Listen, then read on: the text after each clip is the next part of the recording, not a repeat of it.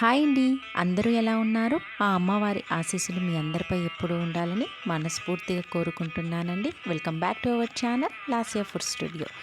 ఈరోజు వీడియోలో ఈ 2024 సంవత్సరంలో ధనుర్మాసం ఎప్పుడు ప్రారంభమై ఎప్పుడు ముగిస్తుందో అన్నది ఇప్పుడు తెలుసుకుందామండి. వీడియో అయితే స్కిప్ చేయకుండా చివరి వరకు చూడడానికి ప్రయత్నించండి. మన ఛానల్ని మొదటిసారి చూస్తున్న వాళ్ళు ఎవరైనా ఉంటే సబ్స్క్రైబ్ చేసుకొని పక్కనే ఉన్న బెల్ ఐకాన్ని ప్రెస్ చేయండి. ధనుర్మాసం అంటే సూర్యుడు ధనుర్రాశిలో ప్రవేశించిన ఈ పుణ్యకాలాన్ని ధనుర్మాసం అంటారు. ఈ ధనుర్మాసాన్ని ఒక్కొక్క ప్రాంతంలో ఒక్కొక్క పేరుతో పిలుస్తారు. కొన్ని ప్రాంతాల్లో ధనుర్మాసం అంటారు, కొన్ని ప్రాంతాల్లో పీడ నెల అంటారు, కొన్ని ప్రాంతాల్లో పండుగ నెల అంటారు. ఈ నెలలో ఎటువంటి శుభకార్యాలు నిర్వహించరు.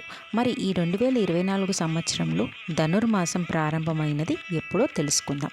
2024 డిసెంబర్ 16 సోమవారం రోజు ధనుర్మాసం మనకి ప్రారంభమవుతుందండి.